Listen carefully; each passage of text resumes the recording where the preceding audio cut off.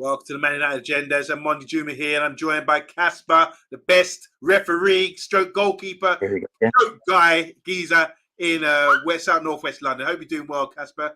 Talk to me, Casper. I've seen you. You've been to a few games lately. Talk to us. Yeah. I have. When Watford, Huddersfield, and Coventry, Watford over the Easter bank holiday. What's the standard like compared to like the Premiership when you're watching Championship football? More empty seats in stadiums. That's the standout. It's like anyone could beat anyone in the Championship, isn't it? Like there's nothing. The standards just it's very equal. Bottom of the league could beat top of the league. Well, maybe not this season because Burnley are smashing it, but previous years there's no clear favourites in games.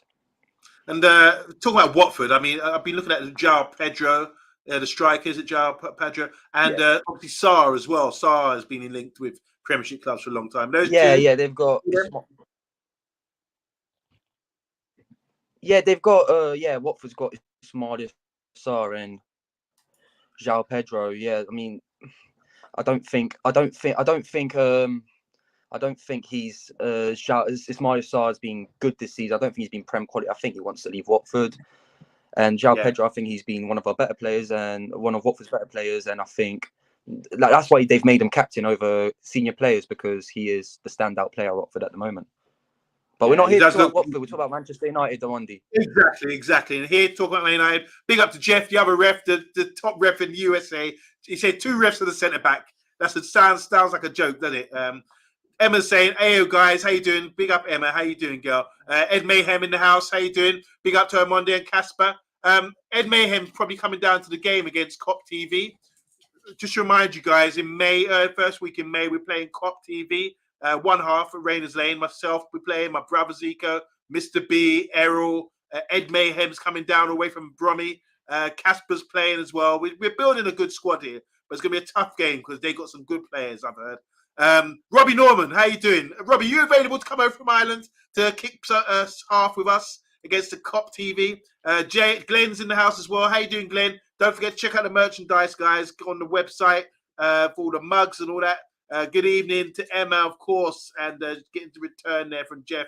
There we go. All right, guys, we're here to talk about the big game, which is tomorrow. Team news. What have we got? What have we got lined up? Let's see who's available for Manchester United.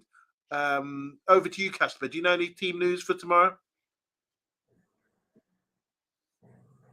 There's no Rashford tomorrow. There's no Shaw. That's who I think. That's the main one. There's no Donny van de Beek, but he's been out for a long time. That's Ericsson slowly coming back into the team for Manchester United. Tony Marshall, obviously, but he's been playing now. He came off the bench against Everton. Yeah. But obviously, no Rashford. That's the biggest impact, Well, we spoke about this because obviously it's a huge loss. We're talking about Martial. The manager talked about Martial as well, and he said that his stats and goals per minute is really effective. And when he for big games, he's come on and proven that against Man City, coming on against Liverpool as well. And he plays at the highest level. And he said we get better results and better performances when Martial is playing. Now, Weghorst might not like to hear that, but we do as fans. Martial's back, and it's a crucial time, really, isn't it, for Man United with Rashford being out? How well do you think Martial can perform against his former club, Sevilla, who he's on loan to last year, wasn't he? Yeah, Tony Marshall. He cost Man United 50 million, so he must be quite decent. Compare that to the 3 or 4 mil. I don't know how much in compensation Man United had to pay Besiktas and Burnley for Wout Weghorst. So there's a difference in price tag. So expect a difference between Martial and Weghorst. What Sir Alex said after the Carabao Cup final. He said that Rashford's the only outlet scoring goals, and that's what was concerning him. And now without Rashford, we haven't seen Martial do it, obviously because of injury mainly. We haven't seen him to be a main source of scoring goals for Manchester United. Yeah, for sure. Just some more here from Jeff. He's saying Rash is out, Shaw's out. As you said, Donny van de Beek and Garnacho. Oh, yeah, Garnacho, yeah. One we forgot about. Long-term one. Yeah. And Tellez is playing tomorrow against Old Man United. Is that confirmed or not? What you were saying just before the show? Well, yeah. Normally, I thought loans can't play against each other, but yesterday we saw João Cancelo get booed when he came on at the Etihad, and he's on loan. So I don't know it depends what it says in the contract. I've not read nothing about I think he's him being available. I If actually he's think he's available, available. then okay, that's even better. Sevilla could play the strongest squad against Manchester United, and there's no excuses for either side for tomorrow. Yeah. Big up to Glenn. He's just promoting it here. £10 for the mugs at the moment, guys. Make sure you go to the website and to have a look because we've all got mugs. I've got mine. Casper, you got your mug yet? You got purchased? No. It's I'll coming. get It's one coming soon. soon. Yeah. Okay, so yes, Tellez can play tomorrow against Manchester United. That's been confirmed. Thanks, Robbie Norman, for that. And also, Jeff saying here he has been starting, and yes, there's no clause, is what the ESPN was saying in America. Team news. So we're talking about obviously Rashford's out. Let's talk about Anthony. The manager's saying here we expect the front line players to be a threat, but also effective in the final third. He has to work on that, but he's a young player, so he's endorsing him here. He said he's a fighter and he likes challenges. He said that's why he's in the Brazil squad. Also is often in the Brazil starting 11. Versus Everton, they brought on another left back at half time because he was killing him. This is the words from the manager talking about Anthony. He was killing him. But he's sort of saying here, he mesmerizes defenders but with his dribbling, but he needs to contribute more in the final third. People need to step up. How do you feel about Anthony stepping up in the absence of Rashford and goals? Yeah, he has to. As the one who costs 100 million for United, he has to. That's the big game players are the ones that are paid the most money. You look at the Manchester United squad, who the big game players are the ones that have been spent the most money Man United spent on. Casemiro is a big game player. Varane's a big game player. De Gea, when they bought him back in 2010, 20 something, around that time, 20 million was a record back then for a goalkeeper. Yeah. So big game player. So you expect also the 75 million from Sancho to be a big game player. You'd expect Maguire to be a big game player with the money that Man United spent, but it's not worked out. But he has improved, especially in the last game against Everton. He got a lot of praise from Erik ten Hag. So you don't know Maguire on his day is a very good defender. It's just that, in my opinion, he's just very inconsistent. That's his only problem. Just Casper, going back to the big game player tag that you're labeling players with. I know we're talking about Anthony here. People criticize him, saying he's just does twists and turns and that kind of thing. But he scored against Betis. He scored against Barcelona. These are big games. I think he's got the character as well. He's a fighter. I think, are we being too judgmental too early in his career at Man United? Because we need him now. Of course. Of course, you can't judge a player after one season, in my opinion. Look at Grealish. Everybody was saying, waste of 100 million. Now he's Man City's top 3 best players this season, in my opinion. So you can't judge. You've got to give time. It's the same what they say with managers. You've got to give managers time. It's the same with players. They also need to adapt. They need to learn. For his case, he needs to learn the language, So it's understandable that it will take him time, It's like some players who've come in straight into Man United, like Casemiro. He's come in, he's smashing it, but he's got the experience. He knows how to do it. The 5-time Champions League winner. It's much easier for him to adapt. But he's also started tough. Casemiro had a tough start. People not really talking about it because he started on the bench. Yeah. First couple of games when he was involved. Exactly. McTominay was keeping out the squad. So, so you've got with Anthony, he's proved it that he can be a big game player, but we, as Manchester United, hopefully we get more from Anthony and the other guys. Hopefully the other guys step up with the absence of Rashford, and that means Anthony, Pellistri, Sancho, all these guys you mentioned, because we need to get goals, don't we? Especially Martial. You mentioned Emma's saying here, Anthony's been quite good in Europe. I reckon that's where we're seeing him flourish. Maybe it's a different style of football. Come up against Spanish teams. We seem to be playing a lot of Spanish teams this season, don't we? Real Sociedad in the groups as well. We went on tour and played a couple of Cadiz and another Spanish team on tour during the winter break. Robbie Norman's saying here, it'd be great to see Casemiro and Eriksen back in midfield. Now, this is crucial as well, isn't it? Casemiro and Eriksen in midfield. They play beautiful football. They've got experience. This is a game where I think they will flourish. Emma's talking about flourishing. What do you think about the return of Casemiro and Eriksen as well? Because Casemiro's been out with his ban, hasn't he? Yeah, 4-game ban. There was no games in Europe in between, apart from I think wasn't the one of the games the one where he got sent off. There was the Real Betis. So I think he played one game between the 4-game ban in Europe in the second leg against Real Betis. If I'm wrong, correct? Right? No. Yeah, maybe someone in the comments will The remember guy, that. he got sent off against Southampton, and then there was Real Betis second leg, and he played in that. He didn't he? Okay, you're right. Yeah, you're right there. Yeah. So he's not. It's not been 4 games. It's been 3 games if you include European competition. So you'd expect him to start because it's Casemiro. He brings experience. He brings leadership into Eric Ten Hag's squad. So, however, he might look at the angle of he might be not up there fitness wise because he's been out for just less than a month. However, I think he's a professional. I think he'll start 100%. I think he'll start tomorrow. It's amazing, isn't it? I mean, we're looking at. Did you see the game? The high level between Bayern Munich and Man City yesterday, Yeah, and obviously like Chelsea are playing Real Madrid now. Casemiro and all these guys will be looking at that and saying that's where we belong. That's where we need to be playing.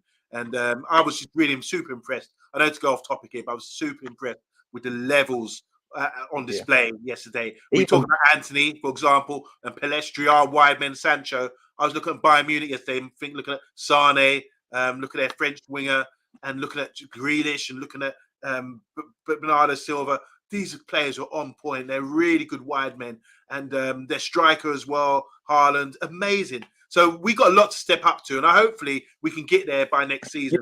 Man City's replacement striker for Erling Haaland is Julian Alvarez, who ripped it up at the World Cup from the group stage onwards. Manchester United's backup striker, what fans class him, he might start some games under Eric Ten Hag. He started majority since joining is Wout Weghorst. So they're still catching up for Manchester United dudes in comparison to Man City. But at the time, I think Eric Ten Hag's the right man for.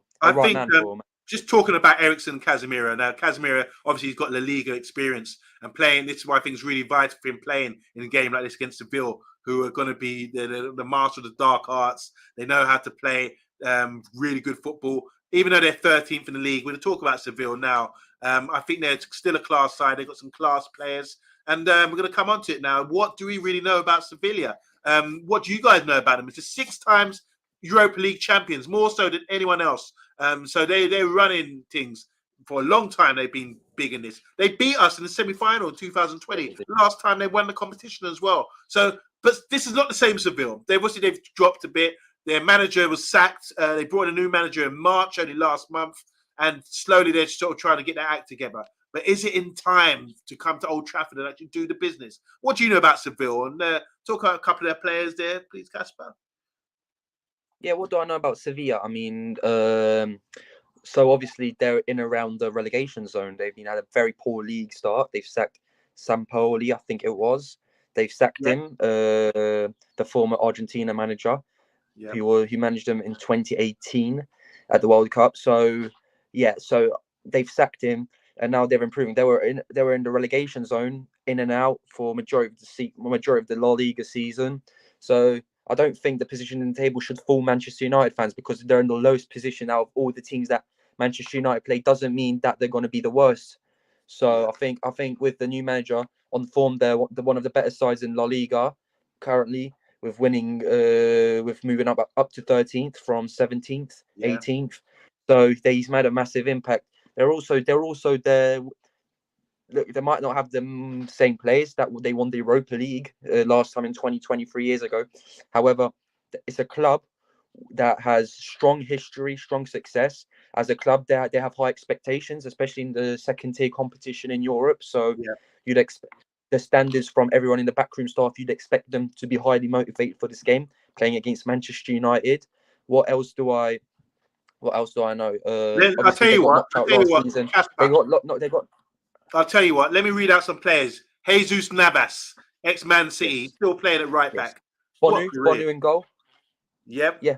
Brian Gill, Navas, Spurs on loan from Spurs. Yep. He actually played for Valencia. He played for Valencia on loan. And now he's gone to Sevilla. We haven't seen much of him in the Prem, but he's a good player. Rakitic, the ex-Barcelona player. He's gone back to Seville now. He's a class act, isn't he? He's getting on in age, but still top player in the whole.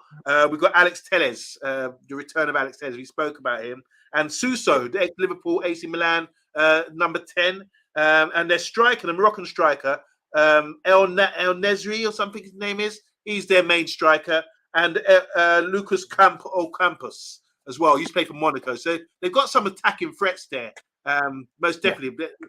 They might click.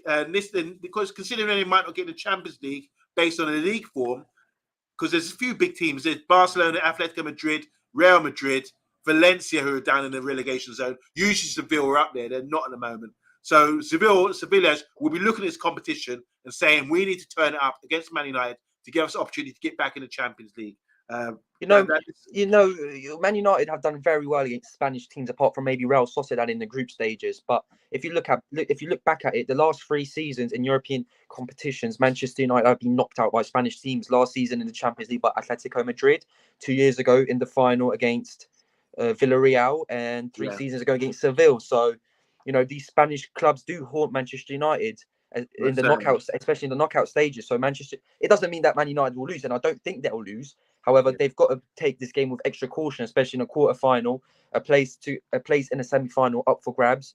You've got the winner of Sporting Lisbon versus Juventus. So it's a good route for Manchester United since the Barcelona game. They've had some luck of the draw. For sure, certainly. I just want to big up Darren Tubbs. How you doing, Darren Tubbs? One of my brethrens. Give him a wave, everyone. He's saying no Rashford though, Yabba. Yeah, that's true. We're out. We haven't got Rashford. We spoke about that. We're going to try to look at Martial and Anthony, these other guys to step up and deliver in his absence. Good info here from Jeff. Jeff saying Korea sounds like he may be out as well. He's playing, and Campos are playing. Oh no, are Korean Campos playing? I think they are playing, to be honest. And from what I know so far, the information out. We know more tomorrow. Jeff saying McTominay out tomorrow. Samuel Lucas just reported are we in trouble? Probably not. Casemiro and Ericsson will silence that. We've got a comment from Robbie. Robbie saying we should beat them in the final with Ole. It went down to penalties. That was Villarreal, wasn't it? We lost to. It was Villarreal. I think people get confused because of Unai Emery, because he managed Villarreal that then, and he was the manager of Sevilla, 3-time Europa League winner of Sevilla. So that's why people get confused. I need you in my quiz team, Casper. You know a lot. Anyway, guys, drum roll. We're going to go throw out Solo's 11 and see what you guys think in the comments as well. What do you think about this team Solo's put together forward to take on Sevilla? Here we go. Drum roll. Let's go. There we go. Solo's 11. Defense. Obviously, Luke Shaw's out, so expect Man City to come in. What do you think about the right back situation? Dalot out and putting in Wan-Bissaka. Is that the best choice? Yeah. Midfield, Casemiro, Fred. I mean, Solo loves your Fred. I don't know if McTominay's available. Is he out or not because of the last comment? We just heard from the comments. I don't know. I think McTominay will start with Casemiro. Maybe, I don't know. We just got reporting from the comments. They're saying McTominay's out. If McTominay's available, I think it will be still McTominay, Casemiro. But if then, they'll probably go Fred, Casemiro. I mean, McTominay's been playing week in, week out for Manchester United since the international break. Scored against Everton, played against Brentford, played well against Brentford. An all right 45 minutes against Newcastle, and then obviously when he played against Spain and Cyprus, scoring 4 goals in 2 games. So I don't think Erik ten Hag will not play an in-form. I think Erik ten Hag will play an in-form McTominay over a Fred. Don't get me wrong, Fred. I think he's still a good player. He proved it in the second half against Barcelona. I think he was one of the players that changed the games for Manchester United in the second leg at Old Trafford. So, what about our forward line here? Because Solo's gone with Martial leading the line.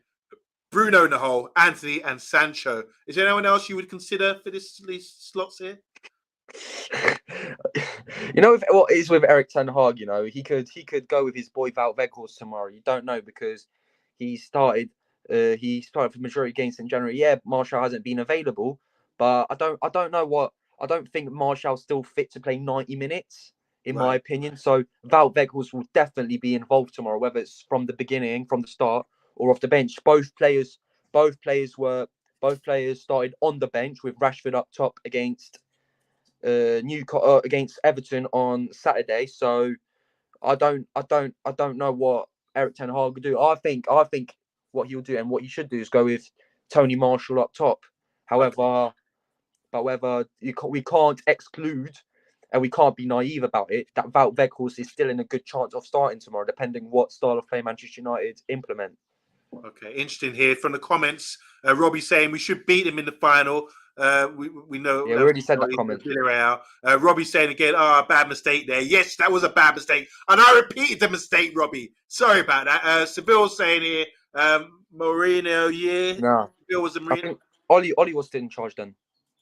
Okay, yeah. When we lost to Villarreal, it was Ollie. Ed Mayhem said, no Ericsson. This goes to Solo. Where is Ericsson? Ericsson's got to play tomorrow.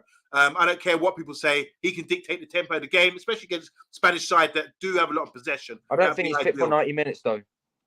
Fair enough. But we've got Sabitzer. We haven't spoken about Sabitzer and Ericsson to come on. Yeah, I'm with you on that one, Robbie. Where's Slabhead, said Stuart Marshall. And he's laughing. You better be laughing because he's on my mug. And he will get opportunities, as he showed against Everton the other day. He came on with a clean sheet. Remember that. Darren's saying here, I don't think Martial will do well as my main guy. In his opinion. So it's interesting that a lot of people got doubts about Martial, but he needs to step up, doesn't he? He has to deliver. We've got Sabitzer and Casemiro. Says Jeff, that's what he'd go with. I do like Sabitzer. I thought he's played pretty well. And in this sort of competition, I think it's more suited for him. The Premiership takes a lot of adaptation, but I think he can play pretty well against this sort of Spanish he's side. a good shout for tomorrow, isn't it? Sabitzer, yeah.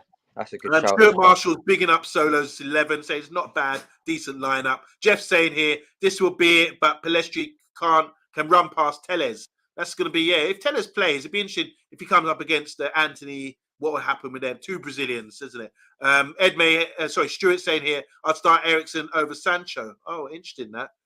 I think Sancho's perfect for this game, by the way. But anyway, we talk, and Weghorst can watch the game at home, says Stuart Marshall. Finally, Emma's saying here, I wouldn't start Ericsson, sub him on at half time. Interesting that we've got options at least. So there's no complaints really about the centre backs. I just think from midfield onwards, it's really touch and go to see who's going to be available and who will play when we got people coming back into form, back from injury, and that kind of thing. Rebel, how you doing? A bit of breaking news. Let us have it, Rebel. Throw it at us. Anyway, we're going to remove this now.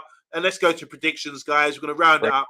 Make sure you tune in tomorrow for the watch along as well, guys, because we'll be going to the game, watching the game live. And just quickly, I'm going to big up Casper because Casper is a trooper. Casper, where are you going to be tomorrow evening?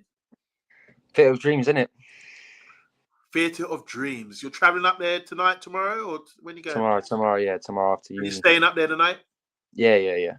So maybe you can give us a little roving report when you come at the stadium. Yeah, of course. I'll join the post-match reaction for maybe 5-10 minutes just to. That'd be great. Hop on, and then just hop off because I need to get. I'll send you the link, no doubt about that. Yeah. So we'll get. Prediction time, Casper. Now, with everything we talked about, availability, Solo's 11, Martial, Ericsson, Casemiro returning. What do you think we're going to do against the Ville side? We're just coming back into form, mid-table now, 13th in La Liga, not really on fire. I look at European competitions this season. I look what Manchester United done at Old Trafford against Spanish sides, especially a 1-0 defeat to Real Sociedad. Sorry, that comment caught me off topic. Yeah. So the Real Sociedad 1-0 defeat, the 2-1 against 2-1 win second against Barcelona, a 4-1 win against Betis. We also Man United also had played also Omonia Nicosia and the Moldo Sheriff Tiraspol, wasn't it? Yeah. So I think on the European night, Manchester United will perform apart from the Sociedad game. So I think Man United will win 2-0. 2-0. And we've got a 2-goal margin here from Ed Mayhem. He's saying 3-1, so they might get a goal, Seville. And another 3-1 from Stuart Marshall. I'm going to talk about my school. I'm going to say it's going to be a 1-0 win at home. And that's not good enough, maybe. You want to go with more of a lead to Seville because it's going to be really tasty over there, but I think we can win 1-0. Yeah, it needs to be, as Man United travelled to Seville a month ago when they played Real Betis. Yeah. There was a comfortable 4-1 lead.